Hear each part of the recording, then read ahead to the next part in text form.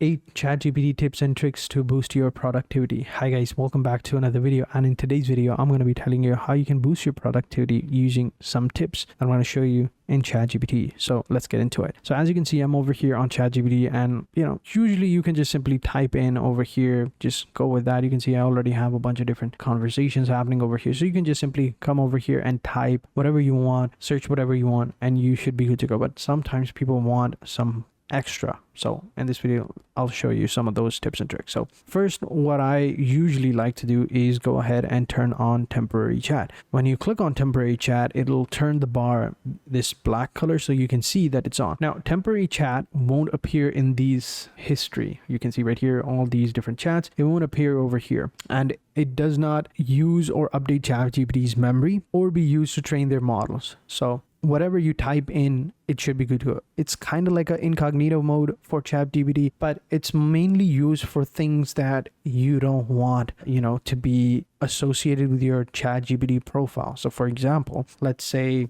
you have a company account, right? You're associated with the company and they've given you this company account, this ChatGPT, and you are now trying to resign from that company. So what he'll do is he'll just type in, give me a resignation letter from this company. It'll go ahead and type that in, and it will not show up over here in any of the chat history or anything like that. So let's go ahead and type that in, and there we go. So now it's going to go ahead and put up a resignation letter or a format, and here you can see it's giving us all these different options, but you can see there's nothing over here, not your name, your address, city, email, anything like that. So if we had used the normal chat, it would have searched all the other chats, found those data, and filled it out. So it sometimes can be useful for stuff like this, for incognito stuff, but it totally depends on you. All right, so tip number 2 is going to be customizing your own ChatGPT to your own style. So let's go ahead and do this. So I'm going to exit from this mode like so. Next, what you want to do is you want to come over here, click on your profile,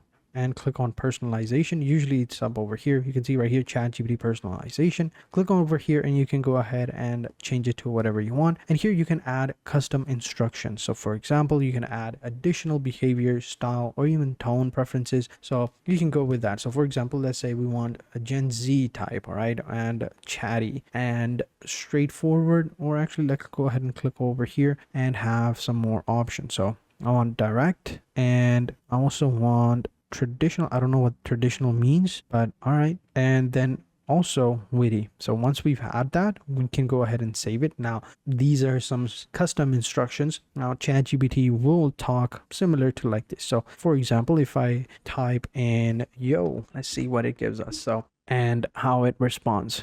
Sometimes, usually it works. You don't really need to add those stuff, but you can just simply type in yo, it'll respond to that. See what I mean? Hey, what's good, my dude? Just chilling, the digital realm. You feel me? See what I mean? It's a little weird, but if you want to, you can add this stuff to it, keeping it fresh. You know what I mean?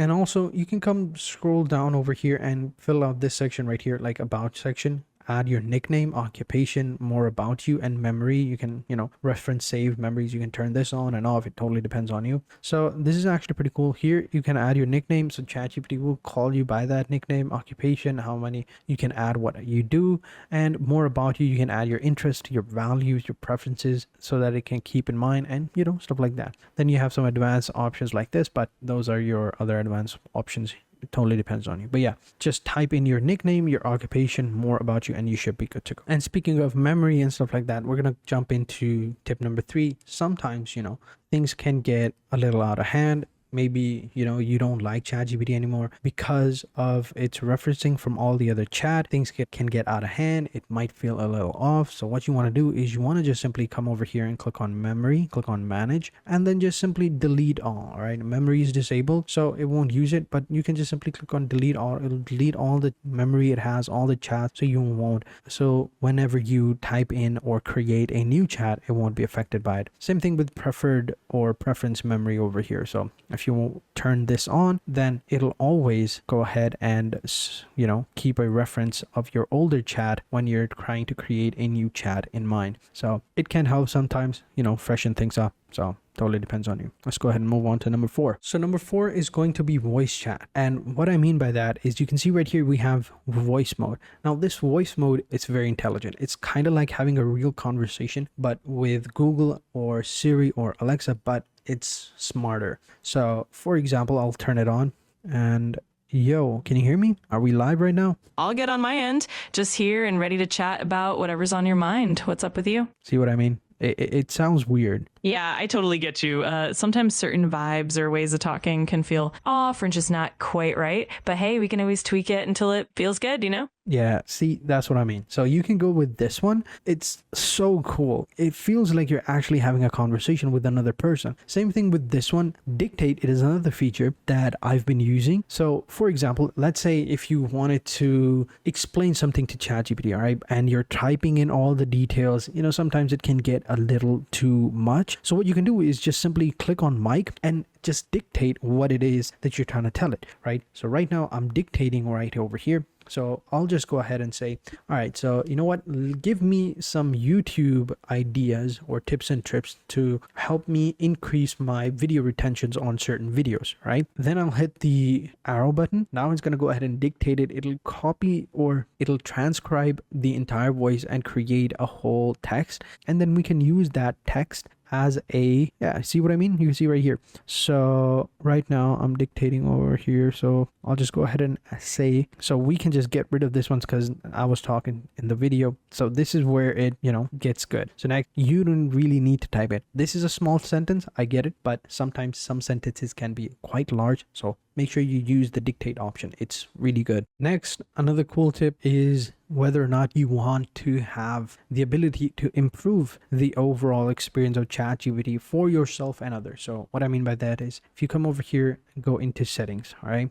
And in settings, you go into data control. Here you can see we have the option improve the model for everyone. What this does is it allows the content to be used, train their models, which makes ChatGPT better for you and everyone who uses it. So if you want, you can turn this on. If you want, you can turn this off. It totally depends on you. It's a personal preference really, but I'll leave it as it is. All right, so next tips and tricks I have for you is connecting other applications like Google Drive or OneDrive or Zapier. So you can connect these third-party apps to maximize your productivity. So to set it up, just simply go into your profile, go into settings again, and then here you have connected apps. Here you can connect Google Drive. So for example, if we connect Google Drive, ChatGPT will automatically get access to that Google Drive and you won't even have to upload certain elements or certain sheets, certain documents, certain videos. You can just simply reference them. ChatGPT will find them in the Google Drive for you and you should be good to go. This can save you quite a lot of time. So there you go. It is now connected. Your account is now connected. We can connect other accounts as well, but there you go. That's one of the cool activities. Next, you can go ahead and connect Zapier as well. So in Zapier, they also have this AI tool that you can use to create different apps. So for example, we just have to describe what our workflow is. So I'll first log in because I already have an account. If you don't have an account, you can just simply sign up with these socials or just your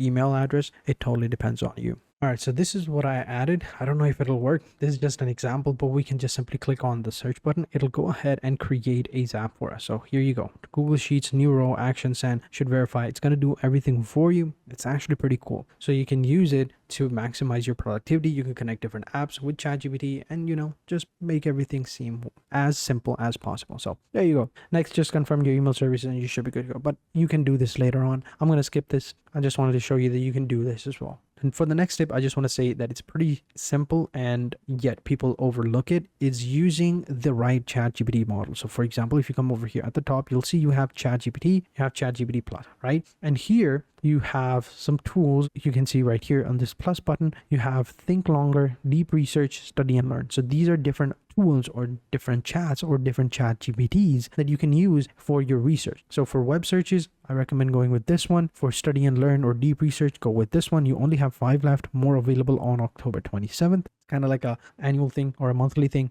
If you go with the pro version, you won't have that. But since I'm on the free version, it's giving me only 5 researches, which is quite enough. And think longer for longer, more well thought out responses. So make sure you choose the right GPT. So these were all the tips and tricks you needed to know about ChatGPT and how you can use them to boost your productivity. So thank you guys for watching. Hope you guys enjoyed this video. And until next time, take care and goodbye.